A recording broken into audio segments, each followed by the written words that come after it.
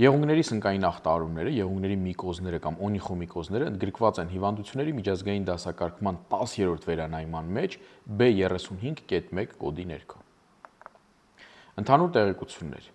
Եղունգների սնկային ախտահարումներ կարող են դիտվել ցանկացած տարիքային խմբում, սակայն երեխաների և նորածինների մոտ նրանք չափազանց հազվադեպ են հանդիպում,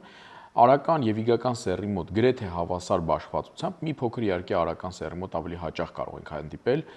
ոտնաթաթի եղունգների սնկային ախտահարումներ, հիմնականում ընթանում են առանց բարդությունների, որպես բարդություն եղունգների սնկային ախտահարման կարող ենք դիտարկել երկրորդային ինֆեկցիաները, սովորաբար բակտերիալ բնույթի և իհարկե միկիդային ռեակցիաները կամ միկիդների ձևավորումը, որպես այդպիսի փուլայնություն բնորոշ չէ հիվանդությանը։ Հիվանդությունը բուժվում է արտահիվանդանոցային պայմաններում, պլանային կարգով, բուժվում է մաշկավեներաբանների կողմից, կարող է նաև բուժումն իրականացվել վնասվածքաբան օրթոպեդների կողմից։ Որոնք են այն գանգատները, որոնք առաջանում են եղունգների սնկային ախտահարումների ժամանակ, դա եղունգային թիթեղի փոփոխություններ են, գույնի հաստության փոփոխություններ։ Եղունգը կարող է ներկվել տարբեր երանգներով, դեղին, շագանակագույն, տարբեր մակերեսներով, թե ազատ եզրը, թե ամբողջ եղունգը, թե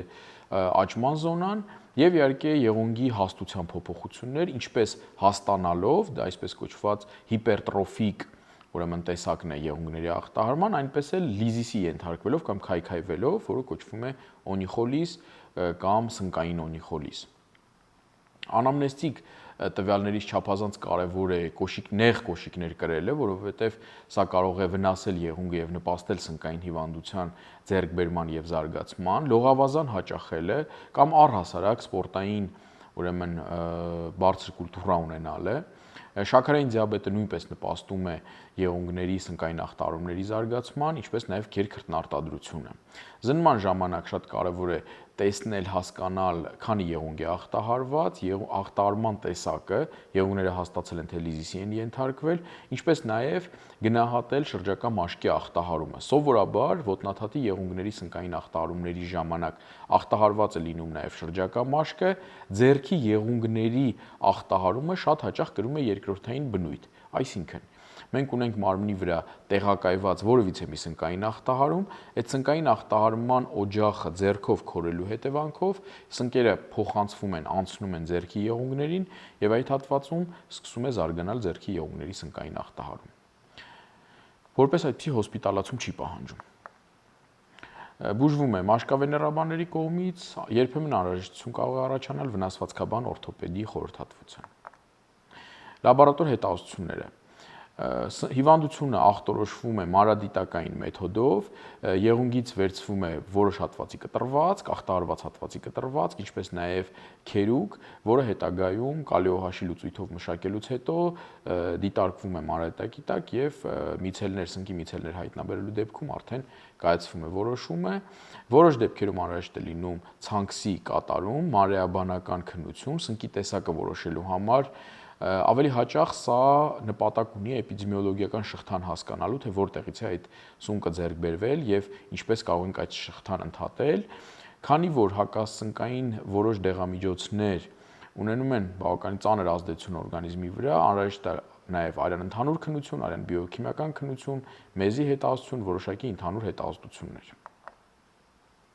Բուժումը իրականացվում է թե տեղային հակասնկային միջոցներով եւ թե ընդհանուր օգտագործման հակասնկային միջոցներով, իհարկե իդեալական տարբերակը, երբ որ այդ երկու մեթոդները զուգորդվում են միասին, որովհետեւ դա մեզ հնարավորություն է տալիս նվազեցնելու ընդհանուր օգտագործման դեղամիջոցների քանակը, որոնք ավելի ծանր են, ավելի տոքսիկ են։ Տեղային հակասնկային միջոցներն են նավցիֆինի պատրաստուկները, դրանք սովորաբար հեղուկներ են, կաթիլներ են, որոնք օգտագործվում են ախտահարված եղունգի ազատ եզրից, կաթացվում են ազատ եզրին,